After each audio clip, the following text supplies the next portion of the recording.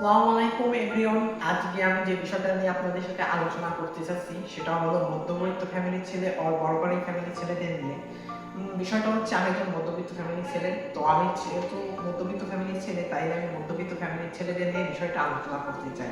So একজন মধ্যবিত্ত ফ্যামিলির ছেলে যখন তার বয়সটা বাড়ে, যখন সে এসএসসি পাস করে, তখন তার মাথায় চিন্তা ভাবনা থাকে যে সে কিভাবে ক্যারিয়ারে কিছু একটা করবে, নিজে কিছু একটা স্বপ্ন পূরণ করবে।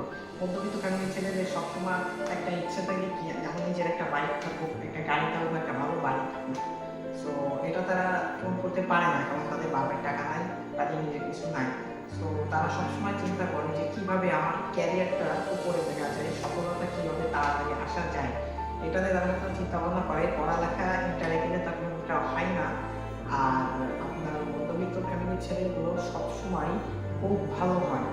সো বন্ধুরা, মধ্যবিত্ত ফ্যামিলির ছেলেরা সবসময় চায় নিজের ক্যারিয়ারটা বড় করতে, নিজের স্বপ্নটা তাড়াতাড়ি পূরণ করতে, কিন্তু এটা হয় না, কারণ তারা মধ্যবিত্ত ফ্যামিলির ছেলে, তারা জন্মই নিচ্ছে মধ্যবিত্ত ফ্যামিলি, তাদের সব পূরণটাই মধ্যবিত্ত ফ্যামিলিতে। সো আমি একজন মধ্যবিত্ত ফ্যামিলির ছেলে, আমি চাই নিজের ইচ্ছাটা যেন পূরণ হয়, আল্লাহ যেন কবে পূরণ করে দেয়। সো যারা মধ্যবিত্ত ফ্যামিলির ছেলে তাদেরকে বলতেছি, নিজের চেষ্টা প্রচেষ্টা কখনো হাল ছেড়ো না।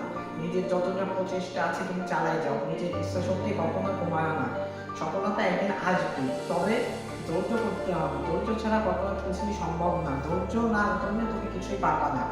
আর বড় ফ্যামিলির ছেলের কথা বলি, বড় ফ্যামিলির ছেলে যারা আছে তারা সবসময় ভাবে কিভাবে বাবার টাকা খরচ করবে, কিভাবে বাবার এটা নষ্ট করবে, ওইটা করবে, ওরা সবসময় ব্যস্ত থাকে।